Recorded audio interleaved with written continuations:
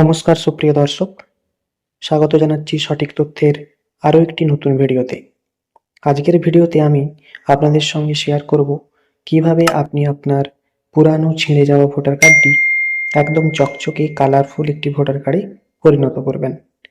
আপনার কাছে যদি একটি পুরানো ভোটার কার্ড থেকে থাকে এবং আপনি যদি চান ওই ভোটার কার্ডটির পরিবর্তন করে একটি নতুন চকচকে কালারফুল ঠিক এই ধরনের ভোটার কার্ড পরিণত করতে, তাহলে এই ভিডিওটি আপনারই জন্য। তো চলুন ভিডিওটি শুরু করা যাক।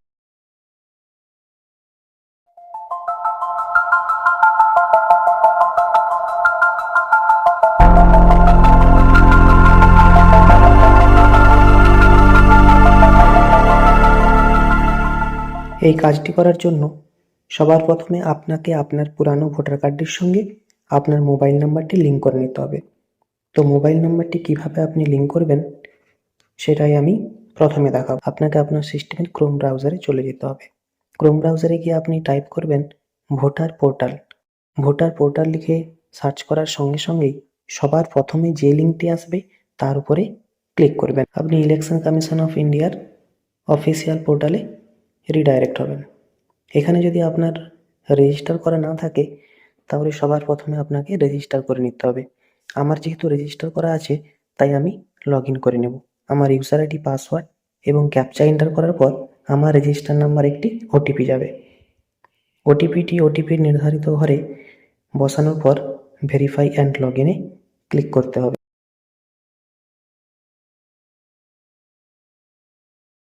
ভেরিফাই অ্যান্ড লগ ইনে ক্লিক করার সঙ্গে সঙ্গেই আমরা হোম পেজে পৌঁছে যাব। মোবাইল নাম্বার লিঙ্ক করার জন্য ফর্ম 8-এর উপর ক্লিক করতে হবে। ফর্ম 8-এর উপর ক্লিক করার সঙ্গে সঙ্গেই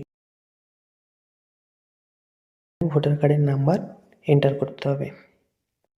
ভোটার কার্ডের নাম্বার এন্টার করার পর সাবমিট বাটনে ক্লিক করতে হবে।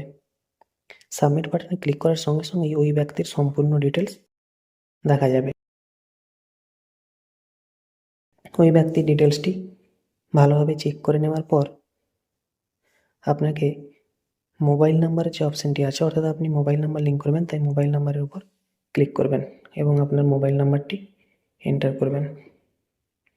মোবাইল নাম্বারটি এন্টার করার পর সেন্ড ওটিপি বাটনে ক্লিক করতে হবে। সেন্ড ওটিপি বাটনে ক্লিক করার সঙ্গে সঙ্গে আপনার ওই মোবাইল নাম্বারে একটি ওটিপি যাবে। ওটিপির ঘরে বসানোর পর ভেরিফাই বাটনে ক্লিক করবেন।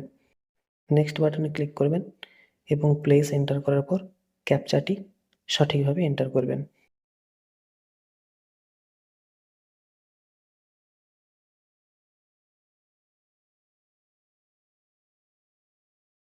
ক্যাপচাটি সঠিকভাবে এন্টার করার পর প্রিভিউ অ্যান্ড সাবমিট বাটনে ক্লিক করে এগিয়ে যাবেন।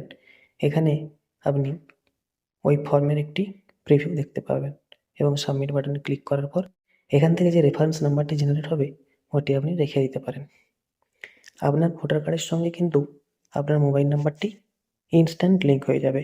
এরপর আপনি নতুন ভোটার কার্ডটি ডাউনলোড করার জন্য ডাউনলোড এপিকে ক্লিক করবেন। এখানে আপনার এপিক নাম্বার, অর্থাৎ আপনার ভোটার কার্ডের নাম্বারটি এন্টার করবেন।